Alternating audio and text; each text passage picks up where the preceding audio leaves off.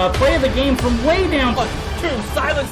Rainer getting absolutely A team wipe. The living bomb's going. Oh my goodness, the ring. Bob says Nico gonna find Rainer.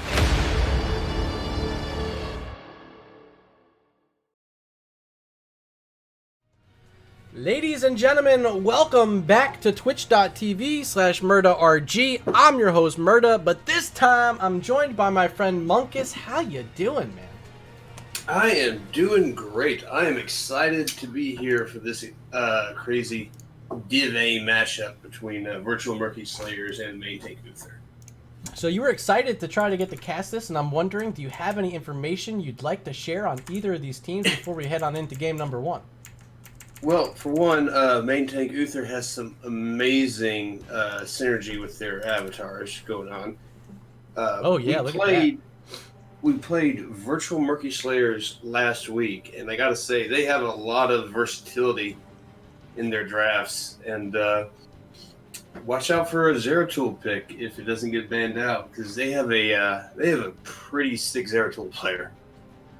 So we'll check those draft picks out. Zeratul can be pretty menacing. I've watched him play with the XP globe changes, and I think it, like, the whole play style, when you already think about how he got nerfed on his cleave build not too long ago, and now he can't even safe soak in lane in a bush anymore. There's so much about his kit that, like, kind of just isn't the same as it was not too long ago. But we'll see. Maybe he comes out in this game. That VP can be a threat at any time. Yeah, you gotta run. You can still pick up the globes, but you have to be literally right on top of them. Yeah. In order to do it. Oh, and I know that somebody on Virtual Murky Slayers plays Medivh. I just don't remember who. Oh, and we had somebody drop. I think they forgot to swap the draft side after I had them switch sides in the draft lobby. Oh. My fault. That'll do it. There I am, like, trying to make things difficult for these teams. They, like, want to get on the left side or the right side, and I'm like, well, I already had this predetermined based on the website. Trying to keep it as fair as I can. I'm not picking this arbitrarily. Yeah. For those that don't know, home team and away team are predetermined by the website, and so it actually does matter which side that people are on, because there are very small advantages or disadvantages to being one side or the other, depending on the map. I think it's more of like a mental advantage than anything. Sometimes teams just happen to like either being in their team color or just on the side that they like better for whatever reason. But I've seen most teams don't really mind it too much on either side. Well, like on Braxis, the mercenaries that are going to be top or bottom changes depending on which side you're on. Yeah, that's true. Battlefield of Eternity as well. Those 2-lane maps. Yeah, Battlefield, it changes what side that your goat minions will push on, and like, I think it slightly favors the right side, the red side, to in that case, because your 4-man can clear them faster. So looking down at chat, a couple follows have come in the past few minutes. We had Barney Grubble during the break. I haven't had a chance to thank you for that follow yet. And then we just got one from E Bagatron. Welcome, and thank you for joining the family here. Let's check the current total. So we're getting so much closer to 1,000. E-Bag, you are number 950. Now I already said ready, didn't I? R? Again? We need ready number 2. Okay, ready number 3. Okay. Sorry for making you guys wait if you actually were waiting on me. I thought I had said ready. A friend of mine says that don't try too hard to make sense of Main Tank Uther's comps. They can be wonky sometimes. So okay. We have that to look forward to. And hey, another follow coming in. This one from Synchrony number 951. We're getting even closer as now Alanon 814 hitting follows. Oh, we got a little follow train going on the past minute. 852. We're getting even closer. And maybe I have to put a little ticker up here at the top along with the sub goal. I'll have to put a follower goal as well. Thank you so much for that support. I think... Are you reading this chat? Is everyone here? What? Yeah, we're We're just waiting for them to go. Yeah, okay. I'm not reading what it says in chat. To the chat. We'll let that stay there. Oh, you Definitely, have host. definitely not safe for children. Murda has Apparently you host. have host, What? Murda. Oh my God, that's what they're waiting on. Come on. How did I get host? Who did this? What a bad idea. professionals. I don't pay attention, Monkus. It's okay, guys. We're professionals. We got this handled. We got this down pat. Well, we're back. It's Dragonshire. Hopefully they're on the right draft side this time. I didn't change anything. They sent me to host. I wasn't paying attention. I didn't pick these. Well, that is First virtual pick goes Murky to virtual. Slayers Okay. on the left. Yeah, okay, this is correct. According to what I had received in the message earlier, first pick goes to virtual Murky Slayers. This is the selection of main tank Uther, so that makes sense. There's the Zeratul band. Ooh. So they did the homework. Mm-hmm. Garrosh banned out as well. First ban there by VMS. And again, I don't know if VMS is their Medivh player is here tonight, but I do know that they have had a very good Medivh player in seasons past. So, speaking of seasons past, virtual Murky Slayers have been grand champions before. Do you remember which division that was? Division B. It was Division B. Okay, is this their first season up in A or their second? It's their second, right? I'm not certain. They took a season off. All right, well, we did just see the Diablo ban, the Ana ban, and an early pick onto the white main for Wono. Wow, these are fast picks. They know exactly what they want. So, Wono making the move over here. Of course, he's been playing on a few different squads with Logical Decision last season. But I think they disbanded. Maybe just for this one season, or hopefully not permanently. But making the move over here to VMS's roster. As the Grey main Rexar are picked up by main tank Uther.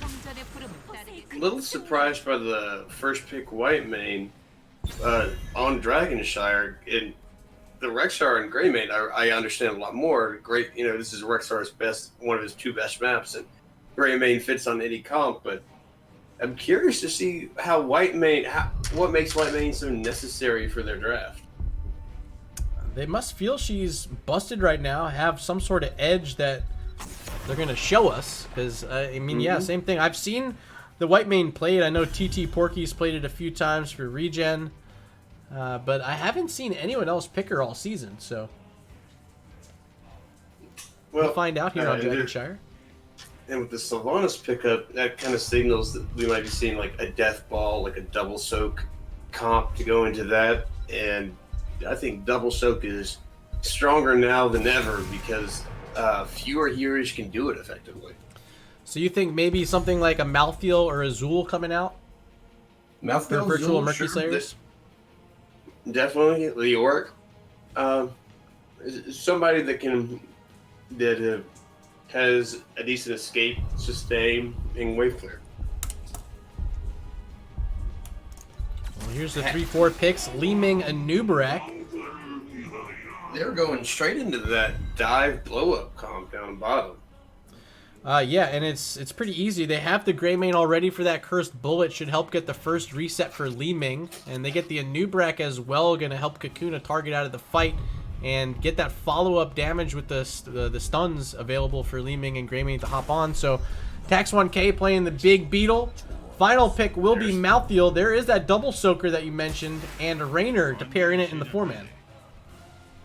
Don't know if I agree with the Raynor just because you kind of already have your auto attacker with Sylvanas. So you kind of don't have necessarily as much burst potential to blow somebody up. But that's a lot of consistent siege damage on their team for a lot of consistent push. And I see you are a believer in the Cursed Bullet, I see. Oh, yeah, absolutely. With Li Ming, it's 100% got to be the pick. I don't think you go for the throat with the Li Ming. You want to get that early damage onto something like all these squishy targets they have, 4 of them. Just the Johanna able to play frontline effectively. The Malthael is going to be scared with the roots, the stuns that can come out from Misha and Anubarak. Yikes. Into Johanna, it's a little bit more viable, I think. But Go for the Throat just has, like, securing that kill, I think, is just so valuable. Well, we're going to find out as we are loading on into our game number 1, Dragonshire, the map selection by main tank Uther. And we haven't talked about the standings heading on into this one. Entering tonight's matchup, Virtual Murky Slayers lost their first matchup 1-2. So 1 point in the standings right now. Main tank Uther, no points yet. They dropped their first match 0-2. Virtual Murky Slayers played us in week 1. How'd it go? Well, we won 2-1. All right. The one thing that I think is kind of interesting here, you have a pretty heavy dive comp from main tank Uther, but Malfurion, he can go in with them. You know, he likes to be in the fray and throwing out damage, but you don't necessarily get the full benefit from him. You would say more dive heavy heroes like Anduin. Well, let me introduce this team on the left-hand side for us. We got Swagneros playing Malfiel, Wono on the white main, a Brewer 2 playing the frontline Johanna, Fake News Nate on the Rainer, and Seabrisket on the Sylvanas. Ladies and gentlemen, they are Virtual Murky Slayers. And on the red side for main tank Uther, we have J-Lux on Greymane, Jimmy on Li Ming, Tyuki on Malfurion, Thunderstruck on Rexar, and Tax 1K on Anubarak. And look at this quick turn down bottom with the Beetles from Anubarak. Going to get a lot of damage off onto this bottom side turret in the bottom lane. And you can call that 60%, even more now with that final orb from Li Ming. Jimmy's going to have to be careful, though, as now surrounded, able to blink away with his Li Ming. A little surprised they didn't snip out that cheese pretty early on. You got to know that they're going to be trying for that. That's a and lot of damage maybe even more surprising that VMS wasn't looking for it themselves with the Sylvanas, right? Wait, I got that backwards. I was like, you got to be expecting the cheese from Sylvanas, but that wasn't the Sylvanas team who went with the cheese. You know what it was? Maybe they were expecting Sylvanas to be in the top lane, and they were just going to be pushing bottom lane to counter it. But I gotta say, yeah, the non-Sylvanas team got the better end of it for sure. An interesting thing here, having seen a lot of Sylvanas Deathball comps, you usually go for that Q build for that early game pressure, but no, they've going all in on these quests. Rainer's going Veteran Marksman, Sylvanas is going W build.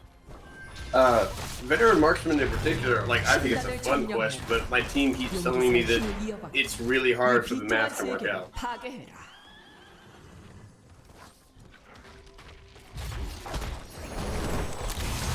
And looking in now, they don't have necessarily a ton of people that would be able to enable the slows and stuns for Jimmy, so maybe that's why they took it. Yeah, and the Brewer 2 is going to step in now, lands that Condemn, but not in time as the Dragon Knight taken away by Li Ming in mid. Very quick channel. That was like the 2-minute mark already for main tank Uther. As the damage coming out in this bottom lane, Fake News Nate becomes the first blood of the game, but will be traded out onto that Anubarak 1-for-1 as the DK is still active in mid lane. I think that if you're main tank Uther, you'll take that because that Rainer is a lot of their damage on that Dragon Knight. You'll definitely swap tank for damage in order to get as much push as you can. Yeah, and a somewhat late retaliation onto this Dragon Knight. It's still pushing here at mid with a healthy health bar. Just barely above 50% now with Sylvanas applying a little bit of pressure. Bottom lane, it's Rainer locked inside these roots. Healing reduction, but Mono wasn't quite there yet anyway. Now showing up on the white main, able to help defend against this Dragon Knight bottom lane as it finally pops on out. I like having the split push going on there because you got more value out of your siege giants there, I felt. Yeah, those siege giants were going for a long time, huh? Yeah. I mean, that was like a good minute and a half. Half to the well, and with Li Ming's orbs, like she could take that out pretty easily herself. Wide open bruiser camp down bottom. VMS looking at it. Up on the top right side of the map, Greymane and Li Ming pairing in for their own bruiser camp for the top lane. We haven't looked at this top lane matchup too much. Malthael now chasing down Rexxar. Thunderstruck may be in trouble. That die alone at level 4 was picked up. Kind of hard to do against the Rexxar because Misha gets in the way. Yeah. Oh, and maybe a little greedy not too. careful. He's the one who's going to be eating the orbs and blowing up himself. Yeah, that was pretty close. Rexxar looking for the flank, bringing the bear in. Oh, they're going for this well. They're going for a well snipe. They are. They got the bruiser camp pushing hard. No one from VMS is here. They're pushing the bottom lane. It's just Swagneros in defense. But there's a Sylvanas on the other side, bottom lane. This might actually end up favoring, especially with the Merc Queen and the bruiser camp with them. This is gonna favor VMS. Tax 1 taking a lot of damage as the burrow charge out. As now this fort under pressure from all these minions and all these monsters. I gotta say, I don't like the trade of the top fort for the bottom fort. The bottom's the important lane. Yeah, Malthael's still able to help clear out these bruisers, but they will grab. Oh man, Jimmy no. steps up. The newest member of the NGS staff, Jimmy, just joining the competition committee. Really throwing out some competition there with the Li Ming, blasting Malthael back to base. And the bruiser camp steal is complete. Yeah, I mean, sometimes you just gotta let it go, right, Monkus? Yeah. You just be like, okay, that's your camp now. We wanted it to be ours, but you can take it. That gives them a decent level-sized lead there. Yeah, it is about a 1-level lead right now. Shrines are active. Rexxar and Misha up top. But Raynor was able to take the channel down bottom. Ironskin popped to walk through those roots. Johanna's going to try to save this camp, but it's already taken away. And maybe another situation where it's already gone. Go ahead and give it up. VMS can have to just clear it out and worry about now mid, where Rexxar waiting to grab the second Dragonite of the game. Yeah, he is just patiently waiting, and right now this is a very communist map, just red from top to bottom. And Johanna surrounded in here. Greymane whacking away. No blinds can save the day that time. Johanna falls again. Malthael up top. Gonna have to worry about Misha and Rexxar. We'll try to watch this battle for at least a second. Just saved them a DK there, but here's the thing. They might not have Sylvanas arrows, but those beetles sure do the trick. Oh yeah, it's like a pseudo black arrow for sure. You just hop on in, pop 2 basic abilities, and that's gonna soak up like 4 to 6 tower shots. And then you're ready to pop more W's. Did he go into the W reduction? No, went in for the Bed of Barbs and Subterranean Shield. And the orb build at 1. The way this game is going, it might not last long enough for him and Rexxar to complete their quest. Here's the big boot by the DK. Rexxar moving through mid, taking some shots from that fort. As now burrow charging past the Johanna without Ironskin, now stuck in the roots. Damage will start flying down, but the Cocoon's actually going to keep Johanna alive. And a brew or two gets the cooldown back on Ironskin, able to survive behind the wall. Go for the throat was taken by Greymane. We still have that and Unleash the Boars open. Leave of Force was taken by Li Ming. No surprises there. And for Virtual Murky Slayers, we got some Blast Rights, Blessed Shield, Wailing Arrow, Scarlet Aegis, and Hyperion. Johanna had a decent opportunity, but no one from VMS in the vicinity. And wasn't able to really do much with it, so able to back out is main tank Uther. No camps available on the map at the moment. All of them been taken. Next one available will be this bottom bruiser camp, just now spawning, and closest to the camp right now is VMS. Looks like they're going to make a move in. I'm looking at the talents here. Li Ming is going pretty heavily into her orb build. Ooh, triple stun on twice by Tax 1K with the burrow charge and the impale. Now it's Raynor trying to kite away, or barely missing on Fake News Nate. Should have a penetrating round, does. And there's the heroic by Whitemane, but too little, too late. They didn't have the help from the rest of the squad, and now Whitemane in the roots will be the next to fall. A double kill, 7th of the game for main tank Uther. Yeah, 7-1 right now to their advantage. And they're just getting these combos, getting rid of Johanna. I think Virtual Murky Slayers might be a little tilted right now. Yeah, falling behind even quicker than the last moment now with Swagneros looking for that siege camp, and she won't even be able to take it. She's going to have to back on out and head up to the top lane, and that means another siege camp able to be taken away by main tank Uther here, and bottom lane with the pressure already mounting from this bruiser camp is just going to get even stronger now with level 13 talents and the siege camp joining in. Level 13 talents, 2 bruiser camps, the siege, and the Dragon Knight. Like, pick your poison. This is kind of Sophie's choice. What are you defending against here?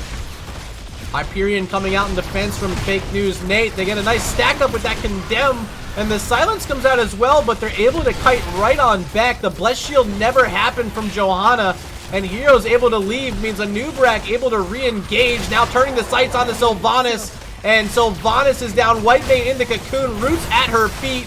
Healing reduction applied, of course, from that Malfurion talent at level 4. I think it's 4? Yeah, it's level 4. Yes. Strangling Vines. Oh, yikes. We missed that one up top. Yep. And that was inside of his bruisers. Johanna looking for it once again, but I think Li Ming's got her this time. Barely gets that shield in time. And a Brewer 2 is going to survive, but I don't think this keep will. There it goes. One orb is all it took at the end for Li Ming to start the catapult chain starting in the bottom lane. And it's 12 to 15 right now. We're looking at a Dragon Knight through a wide open lane with 16 advantage in a second here. Chat mentioning it is Glass Cannon picked at level 13 orb build, full orb build right now. But well, I mean, if you have one death on your team. Yeah, that's what I'm saying. If you have the lead, why not continue going for it? They're about to have level 16s off this next wave right in front of them. This fort's down as well. And this is where it gets really scary because DK on the map, you're down a talent tier and 3 levels if you're VMS. I don't know how you defend against this, but it's going to start with this Hyperion in just a moment from Rainer, I'd assume. Yeah. Things are not looking good right now, and main tank Uther is looking to just get as much pressure as they can. They're not opting to go straight to the bottom lane. They're just getting as much structure damage as they want right now. And honestly, they have almost all of their structures up. The battle of attrition is going to favor them. But I do gotta say, be careful about letting Virtual Murky Slayers stay in this game. Finish your plate. DK almost expired, just 7% left and 5 seconds on the clock. Fake News Nate barely getting out of those roots, but doesn't matter. Damage still coming in from Greymane. Now looking for more. They got that Tranquility Pop from Malfurion, healing up these team members. They do get that second kill onto Malfeal, and now the roots after the Cocoon on Sylvanas, making it a triple. Bottom keep already down. An enormous wave with 2 catapults and a siege camp. Might even get this kill on Johanna. They will. 14th of the game. And that'll be game number 1 in impressive fashion. Going over to main tank Uther. Main tank Uther 14-1 victory over Virtual Murky Slayers. A dominant performance in game 1 if ever I've seen one. I mean, whenever you can call it with like 90% still on the core, it's a pretty good win. Yeah. Huge level lead. I think, did they get to 20 at the end there? Mm-hmm. So no, they got 17. I meant the 16. I meant. Yeah, they got the level 17 talents, 14-1 total kills. What a game. The Greymane 6-0, the Li Ming 4-0. I guess I can switch my scene there. One Nubrak death early on in the game, and that's it. That's it. So looking good so far. If you are a main tank Uther fan, we're going to be taking a very short break here in between to set up our lobby, catch our breath. But before we go on to the next one, Munkus, anything to say about this game number 1? Well, I gotta wonder about the draft strategy. Like I said, VMS didn't pick any real burst or blow up into into main tank Uther, and they really prioritized that white main pick over more traditional high value heroes like Gray Main or Rexar on that map, both of which were incredibly useful for main tank Uther. All right, and with that, we are going to be taking a very short break. To everyone out there, thank you for the followers tonight. We're getting so close to that 1,000 mark. I think it is 952, the current count, or 951. Maybe someone unfollowed. They were just like, follow, unfollow. Either way, love you guys. Hang tight for just a few moments, and we'll be back with game number 2.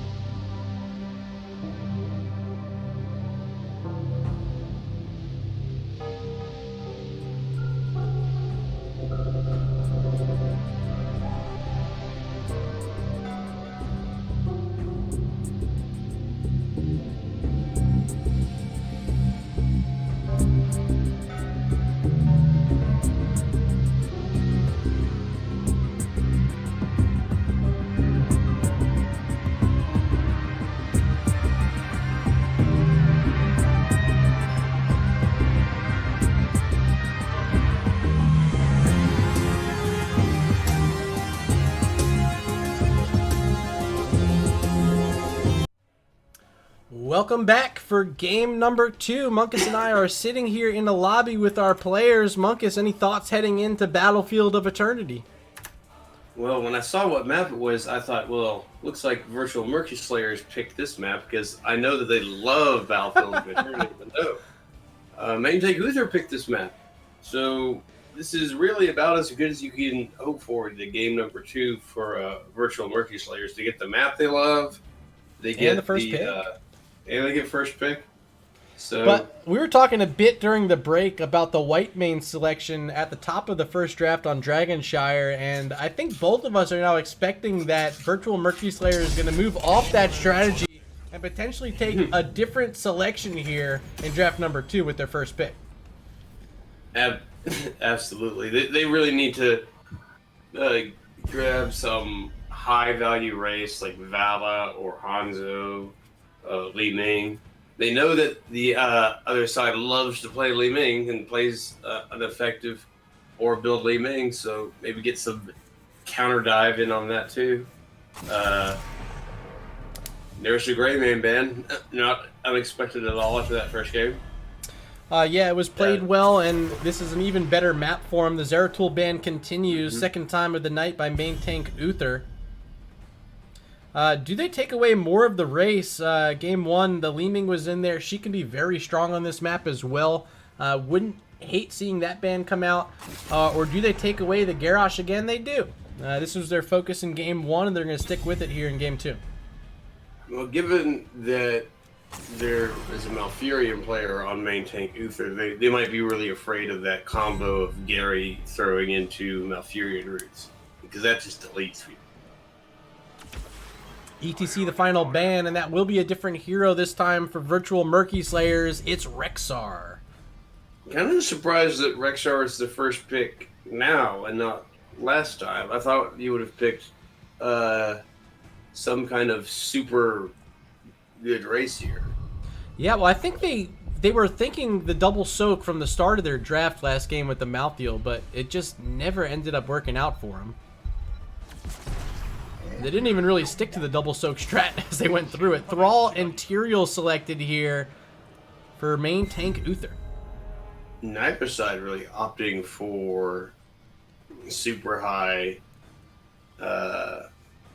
race here on this map, instead of going for more bruiser heavy comps, more guys can kind of slot into whatever comp you want to run. So we'll see what these 2-3 selections are. It will be some race, and back onto the white main for Wono. What do you think about this Vala selection? Vala's the best racer in the game, I think. Like, she outputs more damage on the Immortal than any other singular hero, I think. Yeah, especially when she completes that Q quest, it does get pretty tremendous. But I think the first Immortal, and often the first Immortal can set the pace for the game. I gotta give my vote to Artanis with Amateur Opponent on that. Usually at level 4 with Lunara, you can get her... what is that talent called it for? Why am I forgetting it now? Natural... Nature's... Oh, I know what you're talking about. The poison damage to PvE targets. Yeah. Yeah, it's a level 4 talent. Usually you can have that by then. I think Vala's Unnatural great, poison? but yes, yeah, but Vala just gets stronger by the end of the game. You're right. But can they make it that far to have it really be worth? Oh, they're doing it. They're going bruiser comp. Full bruiser comp? They're going full bruiser comp. What the? We ran this type of comp against Murky Slayers last week, and whoa! Look at these two picks, a Zarya and an Arthas to counter this, and those are pretty smart selections because the Arthas the slows on all that melee, and Zarya able to just channel away with her auto attack. Full bruiser comp indeed. What the mucka? This is what we ran against VMS on this map last week. Oh my and God. It's good, and it looks like VMS has learned a little bit from that outing, because Arthas definitely helps a lot against it, but wow, I gotta give this one to main tank Uther. Well, let's make a poll here. Who will win game 2? I gotta spell that right. Virtual Murky Slayers or main tank Uther? Go ahead and vote now in chat. Right above the chat dialog box, there should be a pop-up there. Select the team you want. Hit the vote button. Maybe instead of the Zarya, I might have gone for Malthael instead, because he kind of eats this comp alive. Yeah, that's true too. I mean, both can be great. Maybe the mouthfeel a bit better with Black Harvest. I think you're right. Let's load on in though and start introducing these teams on the left-hand side. Former NGS Grand Champions. Started up here, Wono on the white main, Fake News Nate playing the Vala, a Brewer 2 on Zarya, Swagneros playing the Arthas, and up top on the Rexar is Seabrisket. Ladies and gentlemen, they are the Virtual Murky Slayers. And over on the red team, main tank Uther, we have Thunderstruck on the Thrall, Yuki on Blaze, Jimmy on Sonya, Tax 1K on Tyrael, and J-Lux on the Imperious. But, okay, so the things that I might have picked here to counter the Bruiser comp, Kael'thas, Malthael, and Arthas. Those are the three biggins. And there is this Bruiser comp. Top lane. That is a dead Rexar. Like, just so quick, the spear's all they're gonna need, and then you have the stuns coming from the Sony with the spear, the jet propulsion, like the roots from Thrall. This is a very CC heavy melee comp, and so far with that first kill, it might set them up to get this fort too. Just the Arthas here in defense. Rexar is gonna show up. The bottom lane not looking nearly as good for VMS as the top lane is for main tank Uther. Oh no. They need Arthas to be wherever the 4-man is, and they've already made a decent amount of progress up there. And the chat does comment that unfortunately 2 of these bruisers are not actually bruisers. Neither Tyrael nor Blaze count as bruisers, so gotta disqualify him. Zarya caught out by a jet propulsion, and all this CC continuing to come out. Another 2 kills there for main tank Uther, now up 3-0, able to look at this siege camp in the bottom lane. Thrall up top by himself against the Rexar, and this rotation that came from top down to bottom found even more kills than the first time. And you gotta say, main tank Uther making this look pretty easy right now. Yeah, this is a hard comp to beat when you're not expecting it, but the MS seemed to like they were kind of expecting it. And, oh, they got a kill!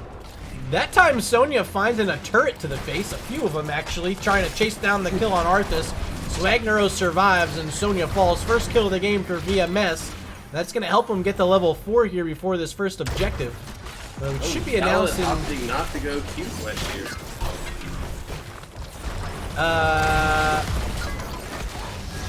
Or no, it's Q-Quest level 4, never mind.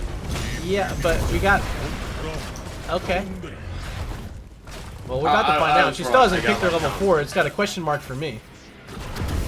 There it is. No, multi-shot. There it is, the multi-shot. Apparently I'm just psychic. No, you're right. She hadn't picked it yet. I just thought it was at level 1. Cruiser camp gonna easily be grabbed here on both sides. Neither side attempting the invade as our immortal phase has spawned. Zarya is gonna walk up first, has a very high energy bar right now. But they're playing the defensive side as a brewer to Fake News Nate nearby, as well as Wono on the heels with his white mane. Great stuns coming out from the jet propulsion yet again. Arthas, the one who has to play this front line, has the Howling Blast, hits onto Tyrael. And I think they might get the kill here onto Jimmy. Jimmy's so low. 200 health. They're not getting anyone down yet. Okay, there's one. Did they get Blaze? Nice shield provided by the Tyrael. Sonya may be caught out. They need to not chase the kills and deal with top lane and the immortal. Look at this. That's a dead fort. Yeah, free fort. They're gonna send the Rexar up, it looks like. One kill for one fort. Rexar is not gonna save this. It's down. Yeah. And we are now in a racing situation. Zarya is the one in defense, but all the stuns again. And you might as well just take your hands off the keyboard at that point. Yeah, the thing about this comp is that you can't outrace the Bruiser comp. Like, all of their guys do damage. And so, yeah, they needed to have everybody be clearing the immortal, and then during halftime go and deal with the Bruiser. They're gonna try to win this, but it's gonna be close. Can Vala get it done? No. Oh, Holy wow! 58! Did they? Oh, they did! Yeah, they won by 58! Oh my god! Like, I guess that last shot from Vala. If Thrall had gone up there and tripped over his mount and fallen face first into the immortal, then would have been enough damage. It would have been enough damage. It is Rexar and Thrall in the bottom lane as the Immortal's going to start pushing it up top. VMS maybe a little bit scared. They're not even up here with the Immortal yet. Now finally showing up is Vala and Zarya. Arthas just behind that. Swagnero's playing that. Wono on the support still. Stun might connect, but no, the Immortal dies right before it does. And the turnaround happening. Jet Propulsion locking Whitemane in. There's a spin from Sonya. And Wono just trying to kite away. Will be able to get out. Tax 1k now very low. No support available for main tank Uther, but it doesn't matter. The damage too strong, and now Vala, without any mana left, is going to have to be very careful. Sonya trying to chase with all that speed. The Fake News Nate gets away. Monkus, what are you thinking about this comp right now? I'm thinking that it's kind of showing off its strengths, like just putting out all that damage, and they're just having such a hard time dealing with all that CC and all that damage. And White Mane, I don't know if she's gonna have the tools pre-10 to really deal with all that. Did she take Unstoppable at 7? Yes, she did. Yeah, I think that's gonna. I think that really it's gonna come down to how they play post 10, because with Zarya ult, they definitely have the tools necessary. Oh, Rexar just got caught in that little like alcove there, couldn't get out. Great body blocks by the big boy Blaze means another siege camp will be available for main tank Uther. Wide open for Tax 1K to L Druins over the wall and help secure this for main tank Uther. Up top, Arthas still dealing with another goat camp here. Swagnero's gonna have to go back to base before the immortal phase. And is this a kill on Zarya? Yes, it is. Main tank Uther now at 7 kills and level 10 talents. No reason to fight there when you're down talent tier and a man. It looks like they're just gonna go for this camp, give up half time and try to defend with level 10s up, which I think is the right call. Not much else you can do here. Maybe send the Rexar go deal with the go comp and then go all in on the defense. Now you need everybody here for this defense. You can't give this up. It will not be Divine Reckoning was being called in chat by Mega Muffin. It's going to be that Scarlet Aegis instead, as there's a Sanctification going to nullify all the damage as well as the bunker. Both defenses coming out at the same time. It's a leap lance from Sonya. They get the first kill of the fight onto Zarya. Now Tyrael having to move on out. He's very low, but great turnaround once again by main tank Uther, picking up a second kill in the fight. They will end up losing their Sonya, but they probably can finish off this Immortal right here. J-Lux moving in, might get stunned, will. And no mana. Lockdown's not going to connect from Arthas, but the slows are there. And Swagnero's going to pick up a kill on Imperius, but not before that second Immortal of the game is picked up by main tank Uther. Yeah, on the flip side though, with all of main tank Uther hearthing, I don't know how much this Immortal is going to get done with Val just wailing on it from the word go. Yeah, half of its shields are already gone. It looks like main tank Uther is content to just let it go. Yeah, Thrall up top right now, trying to worry about this Rexar that was trying to push in. The rest of the team now showing up. Here's Tax 1K on the front side. No salvation, excuse me, Sanctification available yet. We have Angel. There's a leap, hits one, but the expulsion zone was kind of making the zoning a little bit awkward there. There's that Scarlet Aegis. So not enough damage from either side to net any kills. Immortal now pushing past the fort, low on health. Should be cleared out here, Marcus. I am a little surprised that there's no Graviton well into Great Vengeance. But I guess because of the Sanctification. Maybe that was the thought process. But it's still like a 45-second cooldown to a 100-second cooldown. This is true. Thrall in a lot of trouble up top. Pops the Earthquake. Zarya is healed here, channeling that auto attack, but it's White Mane down first. Oh, no. There's no supporting left. Now Zarya falls as well. No shielding left. Misha walking in. The Bear's down. No stuns left. And with Swagneros potentially going down, there will be no tank left, but looks like Arthas might get out. But it's Vala falling. But no, Vala, this looks like it'll be a dead keep right here.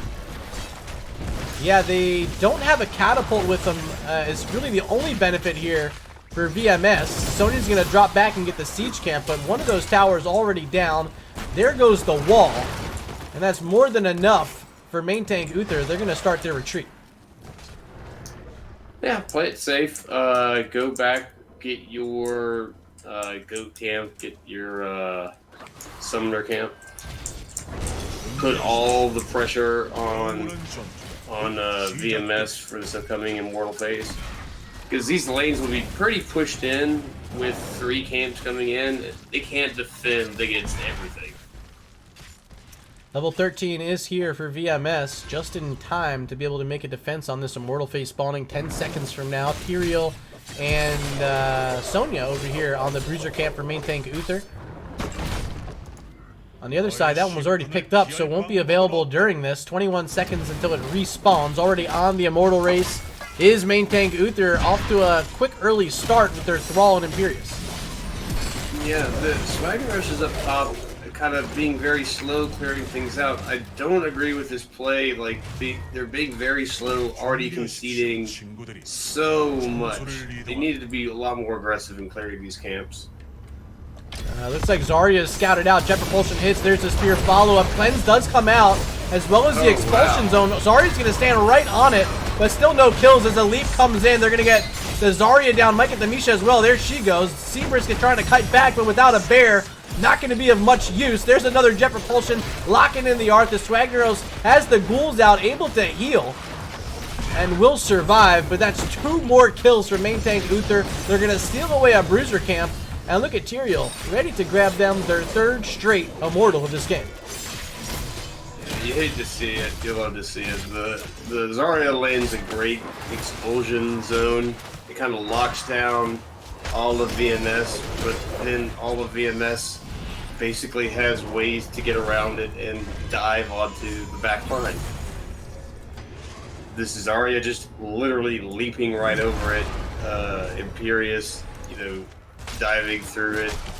Just utter brutality by the side of main tank Uther. Another good cleanse by Woe No is going to keep Arthas alive. This is an attempt at one of these keeps, but an expulsion zone by Zarya.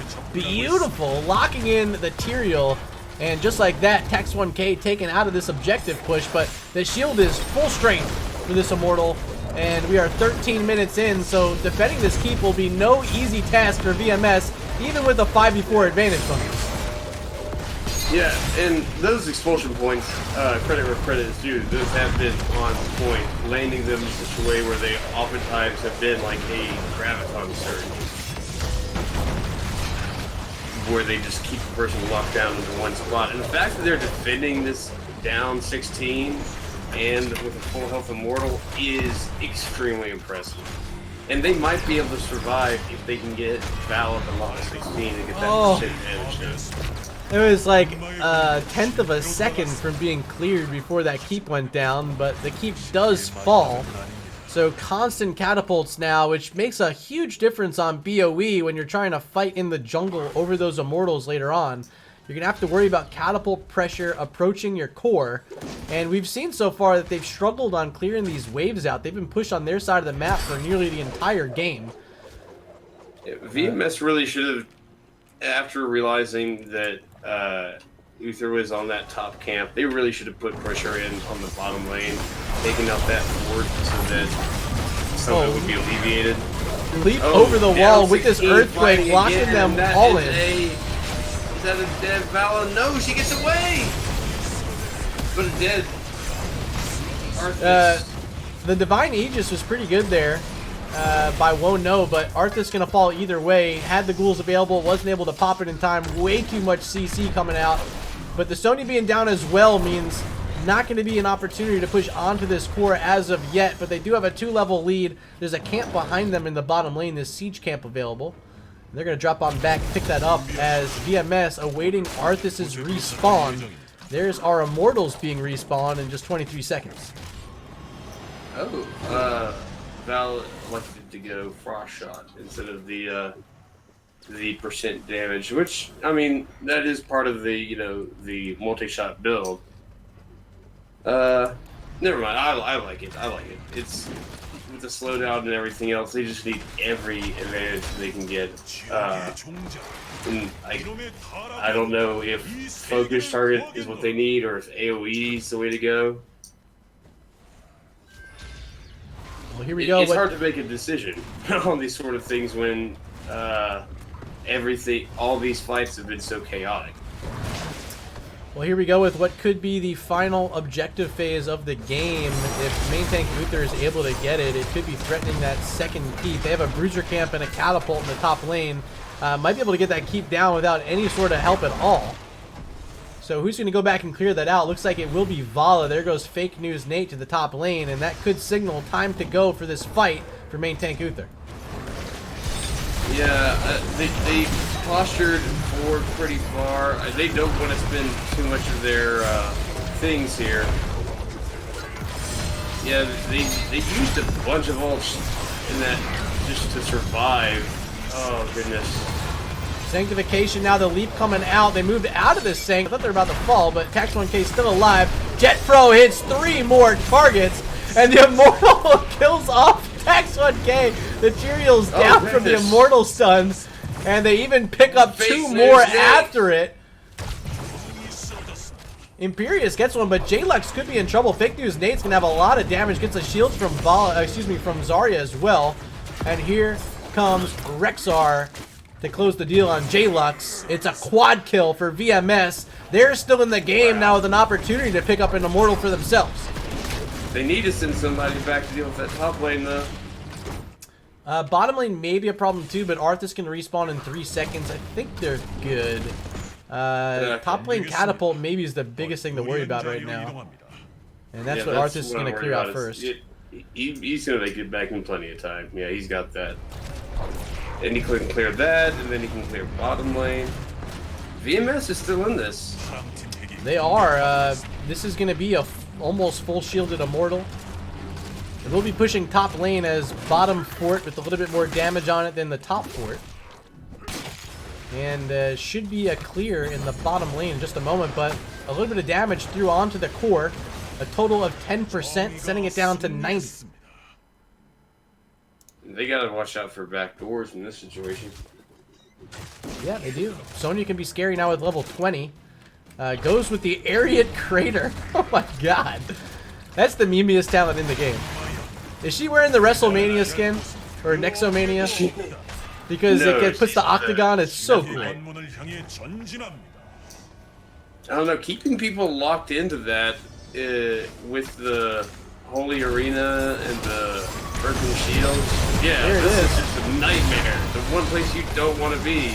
Down 20s. Yeah, the cleanse came out quick, and now a lot of damage from Vala. Look at that Reign of Vengeance in 3 targets. Has the multi-shot build. Is Fake News Nate, and they get the first kill. Sonya's down. Now Zarya channeling. She's going to fall 1 for 1 so far. Great stacking here by main tank Uther. But if they lose 1 more target, this could be the beginning of the end because that Immortal's still pushing. And Imperious is down, so 2 for 1. And still in chase is Vala with a lot of extra movement speed afforded by those hatred stacks. Can't you chase anything down? That Vala is just... that level 16 boost with the multi-shot build, she's able to just do all sorts of damage. That fight was down 20s with the Immortal not contributing anything.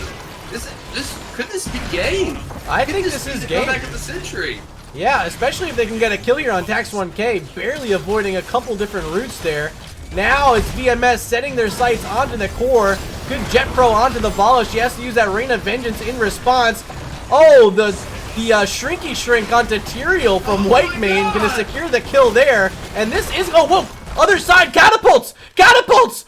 What? No, not like this! Not like this! Okay, they do win it. Oh, wow. 34 to 0. Oh my goodness gracious. What a game. We'll be going on to a game number 3, VMS with a miracle I think that maybe on one BOE. of them ran back and went like, you know what, screw this, and went to the catapults. Then they might have been able to win. I completely forgot about the catapults until you started shouting. Yeah. So look at that. You guys in chat picked virtual Murky Slayers in the pregame poll, and just like that, they will be sending us to game number 3. Fake News Nate leading all heroes in siege and hero damage. 4 kills, just the 2 deaths.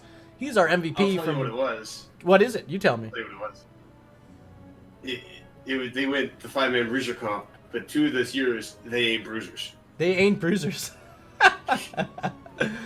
All right, chat. I'm throw the talents up for a second before we get on to our final break of the evening. Munkus, anything going on in this chat before we move on for this game number 2? Mega Muffin agrees with me. MTU lost because they picked 2 tanks instead of 2 more bruisers. Perfectly said. Couldn't agree with you guys more. Ladies and gentlemen, we'll be back in just about 3 minutes for the conclusion of this set between virtual Murky Slayers and main tank Uther.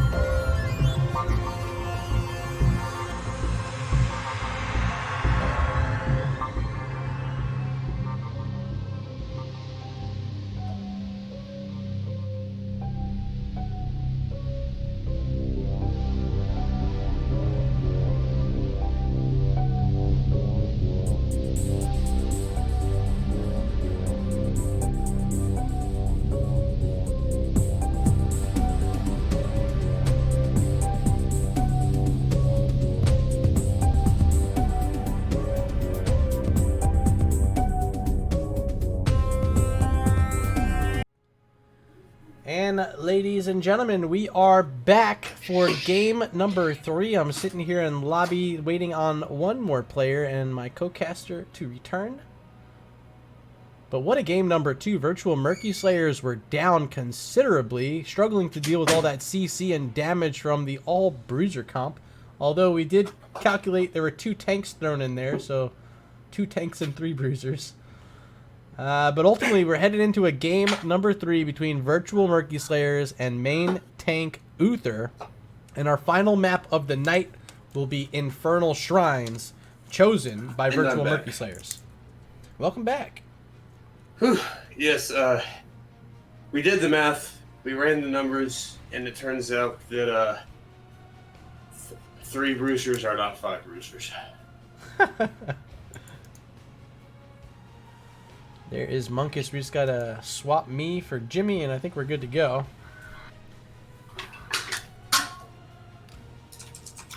All right. Now I'm gonna throw my R out in chat. Munkus, you ready to go? Yes, I am lobby host. Okay. Ours? So, Why do they we just promote me need to to, lobby host every time?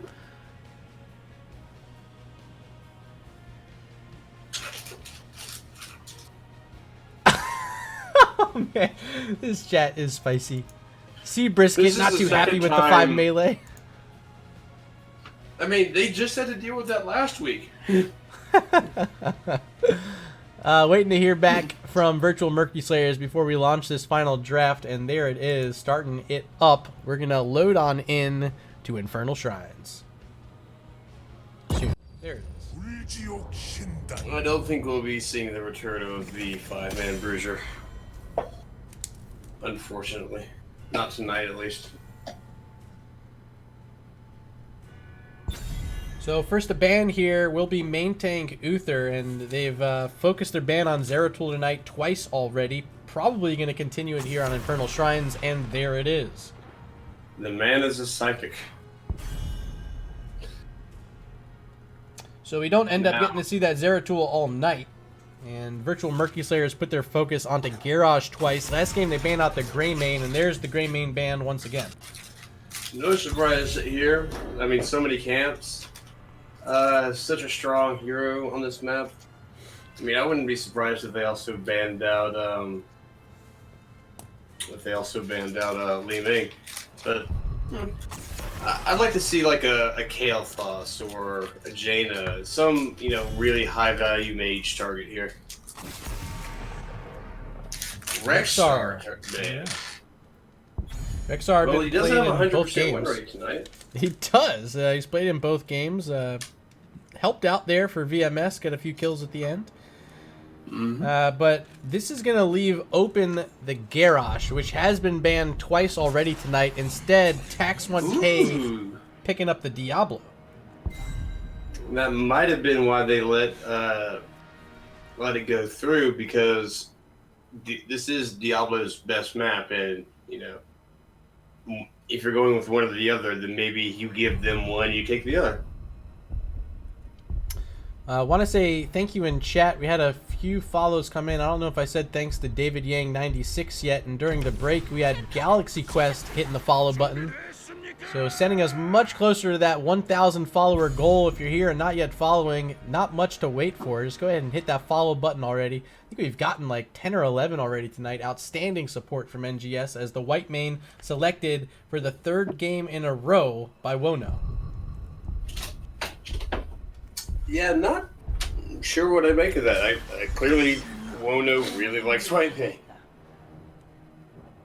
Kael'thas, Alexstrasza, two very strong heroes on Infernal Shrines. Alexstrasza with that Dragon Queen is going to push back any heroes in her face. And Kael'thas, with all the bomb spread, if there's a good enough stun stack up by one of these other heroes they get, that Kael'thas can be devastating on Infernal Shrines. Of course, his Flame Strikes clear out those skeletal defenders so effectively. I'm sensing a theme so far from main tank Uther, and that's fire. Is this the all-fire Don't be comp? surprised if we don't see a Ragnaros pickup. Ragnaros and Blaze, final 2? Yeah, there you go. All right. Bam, bam. Well, that's what I'm calling Fire Ragnaros OP. and Blaze. It might actually be a decent comp. Like, there's nothing wrong with adding in Ragnaros and Blaze here. No, absolutely not. It would be extremely strong comp on this map. Sylvanas grabbed rather quickly by Seabrisket, but they haven't taken that number 4 slot as quickly. Thrall for Fake News Nate.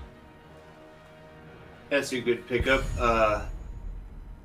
Definitely like holding off that last damage slot, because you really want maybe Gul'dan here, and their team, they're not going to pick Gul'dan and Kael'thas. That would be crazy. That would be absolutely crazy. Final 2 picks of the evening for main tank Uther. Will it be Rag and Blaze? That's what we're expecting. Mephisto and Yrel, so threw us for a curve there, Munkus. I am shocked because they just took 2 mages. Yeah, Kael'thas, Mephisto. No I haven't seen a Mephisto picked up yet this season. This is like game number 20 for me, I think. Still no Mephistos. I played Mephisto in week 1. I didn't cast you.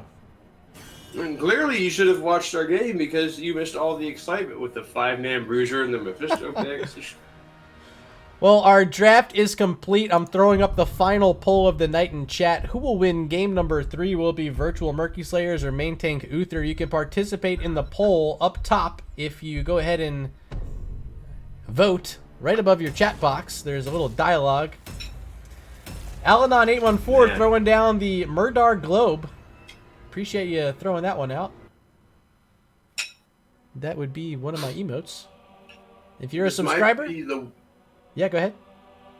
This might be the one map in the game where you could really get away with double mages because of the nature of the shrines, but you're also really going all in on you winning the shrines, because if you don't, then you have no clear for the Punisher when he comes out.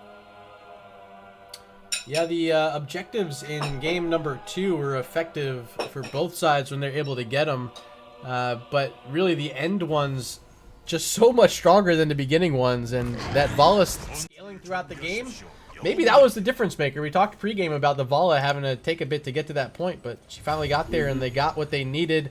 But here we are, game 3, completely different story. It's Infernal Shrines, and let me introduce this team in blue for the final time this evening. Former Division B Grand Champions, Virtual Murky Slayer. We got Junkrat, played by Swagneros, making a bit of a switch there. A brew or two on the ETC. Wono once again on White Mane for the 3rd time tonight. Seabrisket on the Sylvanas, and Fake News Nate on the Thrall. Once again, they are Virtual Murky Slayers. And for main take Uther, we have J-Lux on Mephisto, Thunderstruck on Urel, Tax1K on Diablo, Tiyuki on Alexstrasza, and Jimmy on Kel'Thas. That is your main take Uthers. And right away, Mephisto has decided to go with Furious Spark instead of the more traditional Q build. And Furious Spark has got a major buff to it this most recent patch, so that does not surprise me at all. In fact, it's now my preferred build. We've got StratDog in chat. Obviously, first time to the stream, asking Murda, the shades inside? Yeah, every single time. We always run the shades inside. It's part of the look, man. As the first kill comes out, Urel is down before the 1 minute mark, and Virtual Murky Slayer is picking up right where they left off in game number 2 with that first blood. Yeah, they are riding that high. Urel, she's kind of in a bad spot right now. I don't think that necessarily she brings anything to the table that other heroes don't. I guess maybe being a bruiser that has a small heal, but that's about it, really. Camps being looked at. Tax1K actually going to check the enemy siege camp as ETC rotating towards the mid, trying to make sure that Soak's not being missed by VMS. A little bit of damage coming out from Kel'Thas there, but ultimately not going to be too much. Both sides able to leave this skirmish unscathed as the rotations continue for main tank Uther down to this bottom lane. They're getting plenty of supporting from their Alexstrasza in these rotations. The abundance being thrown right behind the wave each time. Really keeping them topped off in these rotations pretty easy for main tank Uther. Yeah, and Urel able to rotate down for a quick heal tap on her team. And kind of being able to see how well each four-man is able to do in soaking and getting the waves cleared by their orbs count. 3 heroes walk into that vent where Diablo is sitting, and finally it looked like Wono's like, oh man, there's someone there. He like kind of jumped a bit. But the camp's still not able to be taken, and that's maybe a big deal. Shrine active in 25 seconds. We'll see if either team wants to take a final chance at getting one of these out before the objective. But if I had to guess, VMS is a little bit scared of this Diablo and standing near their own camp where Tax1K has been threatening for the last few minutes. Oh yeah, right now I think that main tank Uther has much better point control between the Kel'Thas and the Diablo. Just, what are you gonna do? Stand on the point, get blown up? Strat asking if I wore my sunglasses back in the Star Wars days as well, where I know him from, and no, really, it's just a casting thing, honestly. I don't wear them while I'm not casting indoors. I just have I have stage lights in front of me. They're really bright. They actually help cut down on a lot of the glare. So I'll put them on. Yeah, it's a practical reason, and you know, I like looking cool. If you don't think I look cool, that's your own opinion, and you know, fine. That's fine. Wow. Main tank Uther has managed to get 2 camps and a head start on the first Punisher. A head That is start, all- but the rest of the team, look, they're still down at mid working on this final siege camp. So they're going to be late up to the party, and that should mean a big start here, at least if they want it. But they're scared. VMS, like, they're not even pushing it. It's just the Urel here right now, but they don't have vision on anything, and that vision control is so important, and they just don't have it anywhere in their kit. And, well, now they had to send Sylvanas down bottom to deal with the camps, and, I mean, Uther was able to get 13 little schoolboys before VMS was even went up there. So those 13 little schoolboys might actually make a difference. And out comes the dragon.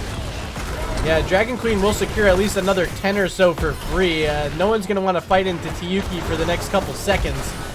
And that's going to give plenty of room for Kael'thas with those Flame Strikes and Living Bomb spreads to clear out a whole chunk of these. Now sending them up to 31. Dragon Queen has expired.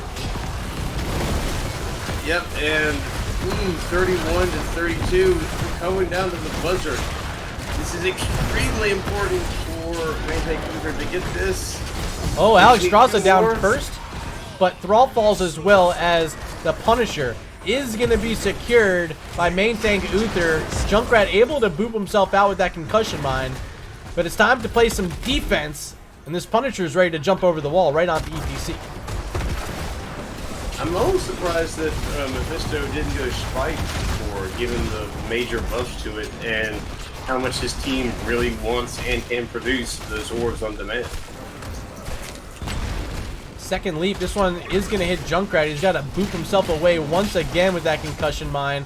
Fort's in trouble, but looks like it won't be shut down by those circles, so still some shots coming out. Will be able to survive with the help of Thrall. Sylvanas is in trouble. Gets away with less than 200 health. Oh, geez, I missed that one. Yeah, little skirmish mid. Looks like they're changing maybe what lane the off lane is for the time being. Maybe just until their guys can rotate down the camp.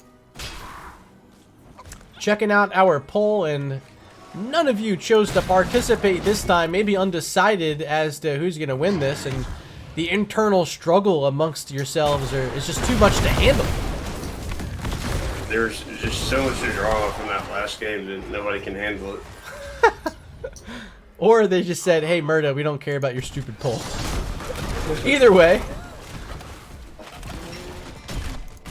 Thrall dealing with the Urel up top, and Thunderstruck just a moment away from having that Ardent Defender at level 10. That is my guess for the selection, although suppose it could be the Sacred Ground as well. Not a horrible pick on Infernal Shrines. Nah, it's gotta be the bubble. Endurance picked up along with Cleansing Flame and Phoenix. Like, it's gotta be the bubble into Riptire. That's Sacred Ground, isn't it? That is Sacred Ground. I thought it might be the selection here. I mean, they're going to be in that pit. Does it give any armor to friends? No, it's just her. No. But can she spec into it later? I don't know. I don't play Urel. Okay. No armor for Their friends. later is their level 20 upgrade means that you can jump to move it. Oh yeah, the jump hop. There's the APOC. No one's going to be stunned that time by Tax 1K. Earthquake on the backside and the Mosh Pit on 3. But the Riptire knocks 2 more out. Will Tax 1K survive? No, he won't. Souls reset on Diablo, and Virtual Murky Slayers now with Black Arrows pushing onto this bottom fort. Mephisto takes a huge chunk of damage, but has Alex Straza there in support to keep him alive. What a fight by VMS. Huge combo. Almost anti-synergistic. Almost had the people get pushed out of the mosh by the Riptide. Now they might have Urel. Thunderstruck in here up against 2 heroes, showing up as Thrall, but Roots are not going to connect. See Brisket thinking about the chase, but having better thoughts. Backs on up. And we have our next shrine being announced, our second of the game. This one will be down in the bottom lane. It's a Mortar Punisher. And Sylvanas, she's scaling. VMS, they all took scaling talents, though Swagros didn't take the didn't go for the trap build where you get the silences and the huge bonus damage from landing mines and traps. Top lane is about to be favoring main tank Uther. They get a Bruiser camp out. on this bottom shrine. That camp's going to be pushing in the top lane. So we'll be unattended. At least that is my projection for it. Diablo's going to get power slid. Has very low souls, only 20 right now, but has abundance at his feet as well. So able to survive through that first onslaught from virtual Murky Slayers. But I'm expecting a lot more. Riptire not going to be available though. ETC 20 more seconds until it's back up. He does have Riptire, but oh!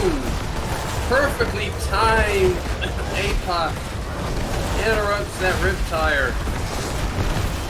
Beautifully done by Diablo. Whitemane trying to keep all these players alive, but doesn't have the strongest area heals in the game, especially not as strong as Alexstrasza in Dragon Queen form. There should be enough space created for main tank Uther, but here comes Virtual Murky Slayers. One more shot. They have that mosh pit now. It hits 1-2. They get the first kill. Could make the second one on Mephisto, but J-Lux still surviving for now. Gonna use his Shade Mephisto through and gets it, but will J-Lux fall? Sylvanas turns on the wrong target. Oh, there she goes. She got it. So a double kill for VMS should allow them to clear up this Punisher, but one more leap on either Whitemane or Junkrat would have been a kill. I think that main tank Uther is going to be just happy to get out of that with having won the Punisher, because they're not going to. There's no progress to be made here. Down 2 people. Oh, they being very cheeky, taking that camp right next to them. So that camp earlier, the Bruiser camp up top, got through the fort, and Sylvanas finally showing up to that top lane to clear out some of those minions still standing. Main tank Uther working on their own siege camp wide open, no threat incoming from VMS, so another siege camp for them. Yrel about to rejoin the team, and they're heading towards the bottom lane, potentially looking for a gank somewhere, but it's only the Thrall nearby, just Hearth back to base. Big bush party going on in that southern bush. Like, maybe they're trying to... Okay, I thought they might be trying to get them on rotation, but they have all popped out of the bush after seeing Whitemane appear top. I think they got this fort pretty free. Yep. So far, this is a pretty nice macro lead by main tank Uther. Yeah, it's macro on one side, kills on the other. But it does mean it's a 1-level lead for Virtual Murky Slayers, and really those levels could be the difference maker. Just one more until they reach level 16. Just about at the 15 mark right now. Junkrat was maybe under trouble, but able to get out. Siege camp taken there by VMS. 16 is a huge, huge power spike for Mephisto. He does an incredibly high amount of damage. Post 16 with the W. Mosh pit hits 2. They got the Kael'thas. That's the target they want. Riptire comes out, knocks Jimmy back, but it was great supporting by Alexstrasza, instantly hopping into that cleansing flame, and no one's gonna fall. But that's a quad root by Thrall. Still no follow-up, and without that Sylvanas really being some of their truest form of damage, not being available in that fight, they don't net anything out of it and end up using 3 heroics in the fight. Yeah, for, like you said, basically nothing, and they're coming up on 16 in a second here. I think if they had taken that fight while up 16, they get all the kills they want. Big this is a great choke point, but the concussion mine just saved 2 heroes. Knocked them over the wall to safety. Reverse Garrosh there. It's like, here, let me help you. I got a concussion mine to save you. That's a whoopsie doodle by Junkrat. It's level 16 invade coming out by VMS. They're starting to use their first real lead of the afternoon or evening, I guess, and they're going to use it onto this Bruiser camp top lane, which should help neutralize some of the catapults coming in. You do see one nearby. Here's Yrel, but she's going to be late to the party. Whitemane able to escape. Yeah, I was going to say, it depends on how the camp responds to that catapult, and that looks like it's fine. Well, with ETC down, this is going to spell trouble for VMS now. Main tank Uther sets up positioning inside the shrine as Yrel going to bully everyone else away. Yeah, they still have the 16 advantage. Maybe they want to press it for just a second or two longer. Well, I tell you what, the poke damage from Junkrat and even the Sylvanas trying to get in there and out with the Haunting Wave, it's pretty scary. Like, they're having trouble standing in there comfortably, and they're having to dance around so much just to get in the pit and have enough room to get these down. Diablo really doing the best job of it, pushing back the top side. But here's an Earthquake and maybe a look for some kills from VMS. I mean, if I'm VMS, I would be getting clearing that top, getting that soak, and just taking this bottom fort, the Sylvanas, you know, split push. You have Sylvanas, you know. If you're down one person, then just go to a different lane. ETC back up has a mosh pit, but a Brewer 2 are not going to use it here. Yeah, so far every Punisher has gone in favor of main tank Uther. They've gotten almost as many Punishers as VMS has gotten kills. And this one, being an arcane Punisher, is pushing down the middle lane. Fort was already weak before it got here, and there it goes. So all the outer forts now are down for virtual Murky Slayers, as this Punisher is going to leap over that mid-keep wall. The entire blue squad waiting to clear it out, as we have main tank Uther ready to try to push in, but they don't quite have the poke. Double mage comp with the Kael'thas and Mephisto has them a little bit scared to overextend in any of these pushes. But they have a very comfortable structure lead, and I think that's going to change the outcome of this later portion of the game. No outer wells to click for VMS. That changes a lot. Oh, definitely. But one thing I will say is that it only takes one for VMS to win it all because of that Sylvanas. They can just walk right past any fort to go assist their Punisher in taking out a keep. They have a lot of freedom on what they want to do because of that Sylvanas. Well, they're going to find Junkrat here all by his lonesome. Swagneros will go down. ETC showing up just a moment too late. That'll be the third kill of the game for main tank Uther. Yeah, go ahead. All their kills so far have been from picking off an isolated target. They're chasing down Thrall.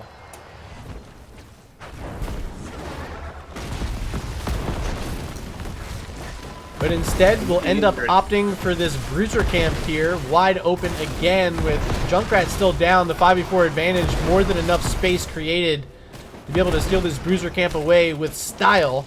Catapult showing up as well, and Yrel with that wave clear gonna push this Bruiser camp right onto this keep, and Junkrat won't be up, so this wall is gonna be down. We do see our next shrine will be in the top lane, so this keep becomes very important. Could be big. Oh no, that's Sylvanas going down before the shrine is up. Yeah, the cleanse was attempted, just really couldn't do enough. Maybe just a moment too late, as now Thrall under pressure from Diablo, getting body blocked in, gets a little bit of healing, and it's another mosh pit, this one onto 3. Riptire knocks Yrel back. There's that Divine Ground, but can Thunderstruck get out of this? Getting knocked around will, right in the abundance. Yrel will survive as the push continues with this Dragon Queen from main tank Uther. Yeah, they just keep putting out the damage right here, and it looks like that significant XP lead that VMS once had is now evaporating, and oh gosh, this shrine up with the level 20s being even, this is going to be really hard for VMS to come back from. They have to win this shrine battle, and they have no well. They have no well top at all, just these ones hanging by the keeps at mid and bottom lane. It is full strength on the map right now for VMS. They just got all their heroes back, but still no level 20s for either side. It's a little bit closer right now for VMS, but could they realistically get it before being too late to the shrine? Already 8 skeletal defenders picked up. They cannot hesitate any longer. They're going to have to run on in without those level 20s. Yeah, and Mephisto with Shard of Hate and everything else, he does amazing shrine clear right now, and safely too. Well, they're going to exchange a bit of damage as both teams waiting for those 20s to click on in. There it is for VMS. They're first to the mark as Mephisto going to shade on in, getting some free damage out onto Junkrat and Thrall. They're looking to have to step up, grab those orbs. Once they hit 20, then they're pretty much just going to be lobbing flame strikes from max distance. Yep, here they go. Yeah, so that is going to be a big miss by the APOC from Tax 1K. Riptire on the backside without that APOC being a problem. Hits a few targets, but still no kills for either side. Pressing in is Fake News Nate. This might be what they're waiting for. It's a 4-man mosh pit. Kael'thas there lifting the Thrall instead of the ETC. The first kill does come out. Now Jimmy surrounded by a few very low health on his Kael'thas. But will it be Thrall? Yes, Jimmy's able to turn it around and get the kill. Thrall's out of the fight. Just the one from that 4-man mosh pit. And VMS gets it. Wait a minute, if they get more kills, they could end it. They could realistically win with Sylvanas pushing here. Absolutely. But look back at their core. What's happening? What's happening at their core? Oh no. It's a bruiser camp and catapults. Junkrat's the one sent back to clear it. Yeah, you hate to see that if you're VMS. Your first opportunity of the game to really get anything done. And you can't even have your tank and one of your damages with you. So this Punisher about to be cleared up for free in the top lane. Yeah, are they even going to lose a fort? No. Wow. That is impressive. Oh wait, they will. Oh, they do lose a fort. Okay. They stopped attacking it. They like gave up on it. They're like, oh, that thing's dead. Man. Yeah. I mean, that's a huge difference in terms of pressure in their one wide open lane. 20 seconds until the mosh pit, which has been effective throughout this match. Riptire's coming out. APOC is a little bit too late. So much bomb spread damage from Kael'thas. That's the first kill on ETC, but he's got Death Mosh. And Fake News Nate trying to finish off the Mephisto, not able to get it. Urello gets silenced and will finally fall on the backside of the fight. Diablo now charging in. He's on full souls. Can't really afford to be reset this late into the game. And that will be it so far. Backing on out, it's a 1 for 2, but is that double kill enough? It's a 1 for 2, but the one that they lost was Urel compared to Thrall and ETC. I think they can push in, maybe finish off that mid keep right now. It looks like Mephisto's going to clear out the camp that's pushing. There are a lot of things they could be doing right now. Just looking at everything. Wow. Okay, if Junkrat had taken the level 20 upgrade to Reptire, this game would be way different right now. Just, he's been able to land those level 20 Reptires on like 2 or 3 people. That would have been like chain gunning those Reptires. Mid lane going to be under pressure. Thrall still 5 seconds away from respawning. Goat Camp is here. And this is the first XP lead, at least for a long time, for main tank Uther. Really pushing these lanes out, all 3 now, pressuring up into the base of Virtual Murky Slayers. They're going to set their sights on this bottom keep wall now. No one holding that vision in the vent, and you see it getting pinged. Here comes a Brewer 2, does find the Diablo, knocking him back into that tower range, but Tax 1K able to charge right back out as the Abundance. There's the APOC whips, and so does the Mosh. But it's Diablo in a weird spot, has to use his teleport out. There's Mephisto being silenced. Will he fall? Not yet. Finally goes down. First kill of the fight. It belongs to VMS. And but they top might... lane! Again! Top lane! Catapults are showing up, but they're trying to get the kill on Urel. There's the Dragon Queen popped as Urel getting a little bit of her self-cleanse going off as well. Hopping away. Top lane cleared by Thrall. And I think that's going to neutralize it for just a moment. Mephisto down for 40 seconds. This is a big advantage right now for VMS to win this shrine and potentially think about winning this game. Because I haven't seen the urgency yet. Even though they've gotten more kills in this one, they haven't shown that they're willing to start pressing in up against main tank Uther. Yeah, they're really afraid right now. It's the thing. They're just like they're being very a little tepid because I think they're they're afraid of over committing to it. But they need to press this advantage hard. Yeah, I mean, my saying is if you're afraid to lose, then you're afraid to win too. Mephisto now back on the map. Only 22 skeletal defenders picked up so far by VMS. They got to go 12 more now as the Dragon Queen is popped. That big abundance is down. ETC still 30 seconds for Mosh Pit, and that's been the main tool all game. APOC thrown out. Only hits the ETC. There's the Riptire, hits the Urel, but she's still inside her sacred ground, surviving. Thunderstruck now maybe in trouble. Sylvanas so much damage, gets the kill. Warping forward and back is Seabrisk, and now Diablo's stuck in to take some mortars to the head. There's the silence and the earthquake. Backside ETC picking up the kill on Kel'Thas. This is huge for VMS. Tax1K looking for the Hellgate charge onto ETC, and a brew or two will fall to a fantastic play by Tax1K.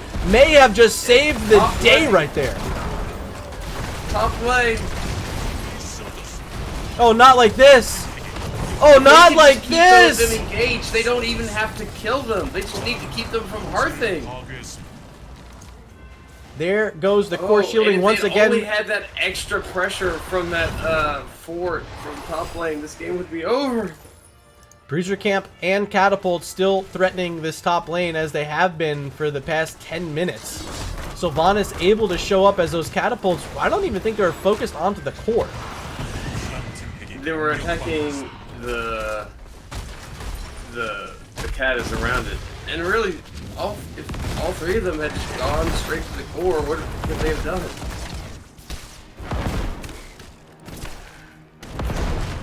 Like, honestly, why didn't they just go straight to the core there? Why didn't they just run past him? It was out of shielding. They had about 30 seconds left. Map painted red.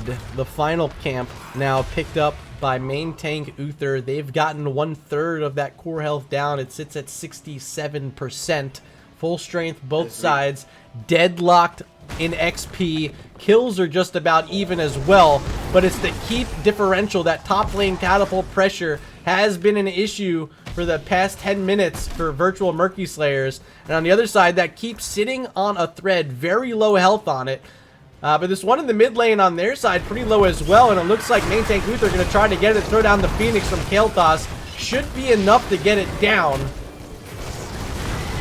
No, it's not. Maybe? Still sitting at about 1,000 HP. As we enter the 27th minute of our game. Yeah, this is a nice long one, and it happens to be my 6th map of the night. We went the distance in the first set, and here in the second set, maybe even longer if you count the total game time. But it has been about 3.5 hours of casting already for me. And we're getting to the end of it here, 23-23. One more team fight should be enough either way with these keeps so low on both sides. There's Urel taking a big jump. Especially if VMS wins it, or rather if main tank Uther wins it, because it's coming in the top lane. Yeah, Junkrat maybe about to finish that Q quest as well, as ETC looking for it, gets the 3-man mosh pit, but the cleansing flame up top gonna keep heroes alive. Still no one down. Alex Straza, the one this time saving the day, and they might even get the kill on Thrall. They do. You gotta credit the big time healing from Tayuki in this one. ETC now falling low as Mephisto able to chase down the kill. They're even gonna get Sylvanas? No, not quite yet. Tax1K actually low, having to deal with this Junkrat. But I think they're gonna... Oh, they're not. Oh my gosh. Just go for the core. They are surviving. Just go to the core. Walk up in there. There you go. They are going to try to end it here. Needs to be some big-time defense from Junkrat, Sylvanas, and Whitemane. But here's the push with the Dragon Queen from Tayuki, who will likely end up our game number 3 MVP with that final play at the end. Job well done to hold off virtual Murky Slayers. Main tank Uther take the set 2-1. What a game. What a game, what a game, what a mighty good game. The damage is actually shockingly low, I think, for how long that game went. Definitely MVP caliber from Alexstrasza, even picking up more kills than both those tanks. Had 3 and more than the Kael'thas as well, only sitting at 2. And 161k healing, but not only the total healing, but the clutch healing was insane. Most notably, that final fight. I really hope someone was able to clip that for us and send it into Nexus Edge, because that was quite the beauty from Tayuki. Tayuki had 50,000 more healing than Wilno did that game, just putting out insane healing numbers from her Dragon form. That level 20 Dragon form healing spike is no joke. Yeah, it was absolutely nuts. Looks like we do have our interview ready, so if you want to hop down channels with me, let's meet up with JLux and Thunderstruck. Watch the stream for the interview. Wait, who's here? Hey. Oh, okay. Hello. Bye. Get out of here. Hey. Hello. Rita in the house. We are joined by the captain for main tank, Uther. JLux in the house. How you feeling after that 2-1 victory? It was so close. Oh, I want to scream, and I already did like 5 times. I can still sense the excitement in your voice. So I got so much adrenaline. certainly you guys are happy right now. So let's start breaking this thing down. We started off, with the Dragonshire map. That was a dominant win for you guys. It looked like there was really no chance. And then you throw us for a big curve in game 2. We gotta talk about it. The Bruiser A new comp. subscriber has been acquired. Yeah, the Bruiser comp. Jeez. So that is a comp we kind of took from Beast Coast, another really? Division A team. So they played against us once in scrims, and we thought to ourselves, okay, this is cool. How do we do this? And their version is all bruisers. We throw in a Tyrael and a Blaze in there for a Sanct and a Bunker, so you can stay in the fight longer and kind of counter the counter engage. That, and as you could see, even with the taking away the 2 extra bruisers for damage, you still have enough damage to just blow up most targets. Like even the tanks, we were killing Zaryas and Arthuses there with ease. See, JLux, I'm the team captain. Yeah, I know you are. I know you are, Montes. Okay, We just stole wanted that from you. to make sure everybody knew that. And we played that comp against Virtual Murky Slayers last week. And you won it. I casted that game. I know. That's right. I was like, Yeah. oh, wait a minute. I See- remember this now. Now let me tell you what happened that last game. That game we lost because I made the call to fight behind Immortal instead of going to backdoor and ending. That is why we lost the game, because I made the wrong call. I will admit that. I am so happy that you that you took inspiration from us in more It's ways a than fun one. comp. It is. It's a great comp. It's and like, okay, I just want to point out, I was laughing so hard with the respect bands. I don't know if they were respect bands, but like you saw the Greymane and the Imperious band. Yeah. After. The Rexstar band. Oh, and the Rexstar band. Yes, our solo laner was having a hoot about that. It wasn't a Rexar ban, it was a Rexar pick in game 2 on BOE. The Rexar ban was game 3 from main tank Uther. Yeah, You yeah, guys that's- banned it out yourself. No, they banned the Rexar. Main tank Uther banned Rexar, I thought. Did I write that down wrong? No, Maybe no, I did. They banned Greymane, Rexar, and then Imperious in the third game. Oh, okay, so I just swapped those sides. My bad. Yep. Now, I think I know why y'all had troubles in the second game, and that's because you did take 2 tanks instead of 5 bruisers. No, we were winning that the whole game, man. We just made a bad call at the end. Don't even at me. It's fate. Fate intervened. Fate took her nasty hand and swiped it across the board and said, no 5 bruiser, no win. Nah. Your name is so close to Monka S for a reason, my friend. I do want to quickly jump in here and say a quick thank you to Thorbertson in chat, throwing that Twitch Prime on my channel. Appreciate you subbing and sending us closer to the subscriber goal. Let's talk a bit more about game number 3, because we saw the Zeratul banned out for the 3rd time, and it was a first pick Diablo for you guys, really setting it up, and you went with the Kael'thas Alexstrasza. Now, we were thinking it was going to be a full fire comp. What happened to the Blaze and the Ragnaros at the end of that draft? We were never gonna go for them. Oh. Yeah, no. Also, fun fact, Diablo Lightning Breath is not fire. It's like fire and lightning. It is fire. It's fire and lightning. I mean, it's Lightning Breath, though. You know what? You know what? The way it's... We call in it the chest game, pains. It is fire and lightning elementals. It's lightning damage. So, hey, J-Lux, let's look forward a bit to the rest of Season 8 here. Division A, you guys are, I believe, your first win of the season there, if I'm not mistaken. You lost the first one. So, looking forward, any teams you're excited to play against, anyone that you're maybe worried to play against, but kind of walk us through your schedule and what you're looking forward to. Yes, Alex, tell us who you're excited about. Clearly not Beast Coast because they're a bunch of scrubs. But no, I'm kidding. I'm actually excited for the Beast Coast game. I think the most. And a lot of these other teams I don't exactly recognize. I'd have to look through the players again specifically to see if I remember anybody. But I think right now I am personally most excited for Beast Coast because they like to run some cheese, and I like me a good Gouda. I like Munster. I bought some Munster cheese the other day with my deli meats.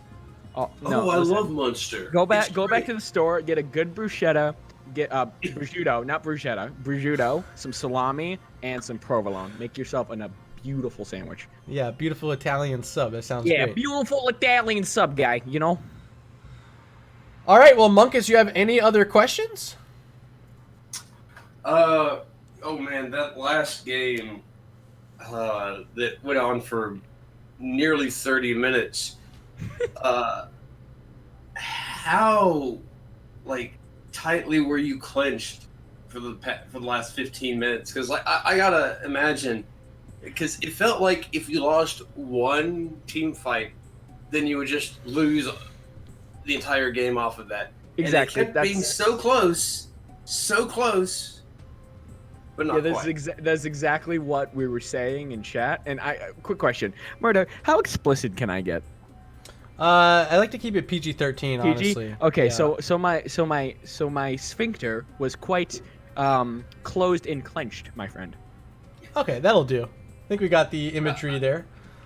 Yeah, and it's something I noticed early on in the game.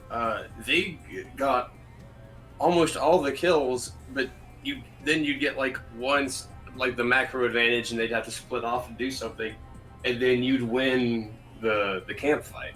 Yeah, I honestly, going into that draft, I was looking at both teams, and I thought to myself, before we pick the Mephisto, I thought we need a camper, because especially with the Sylvanas, we'll kind of fall behind. But in the end, they last picked Junkrat, I'm pretty sure, right? So in the end, after they picked the Sylvanas Thrall, I thought to myself, if we just get the wave clear, we can keep up with them, and we already have the Kel'Thas. And, Mephisto gives us really strong shrine power. And it just so happened that we were doing camps and they weren't. So we just kind of got them when they were up. Well, hey, once again, congratulations. It's a 2-1 victory tonight for main tank Uther over virtual Murky Slayers. J-Lex, before I let you go, I got to give you at least a short opportunity for some shout-outs. The floor is yours. Okay, so first shout out to my boy Jimmy. Really brought his game tonight. He's been working. He's really got it. Thunder, amazing offlaner. Good job. Munkus, you have a stinky face and I love you. And just my entire team. Fucking sorry, slip of the tongue there. Apologies. They did great. And I'm so proud of all of them. All right, well said outside of the expletive, and I'll be wishing you best of luck moving through this season. Looking forward to seeing more main tank Uther here in Season 8, Division A. Appreciate the interview, man. Thank you very much. All right, well, we're going to close this one out. Munkus, before we get going, I want to give you a bit of an opportunity to let the viewers at home know where they can find you. They can find me on Twitch /Munkus Beaver. Munkus Beaver for Munkus. Yeah. And if you want to follow me, Munkus Beaver. And if you want to follow me, I'm over on Twitter @MurdaRG. Send your tweets. DMs are open, as well as on Discord. If you're in the NGS Discord, come say hi. We'll be back on Thursday with the NGS Game of the Week over on the NGS Twitch page. That's twitch.tv/Nexus Gaming Series. Make sure you're followed over there, and make sure before you go tonight, slap that follow button. I'm going to go through this list. There was a ton of you tonight, and I got to say thank you to each and every one of these follows. We had Batmanger, Catrian1, my pal Vince, S84 Walker, Barney Grubble, eBagatron, Synchrony, Alanon814, Knots Handrock, David Yang96, Galaxy Quest, and we closed out the night with a subscription from Thorbertson. Thank you so much for being here, and I'll leave you guys with some words of encouragement. You are all beautiful individuals. I love you. Your friends and family love you. Keep a smile on your faces, and until next time, I will see you guys in the Nexus.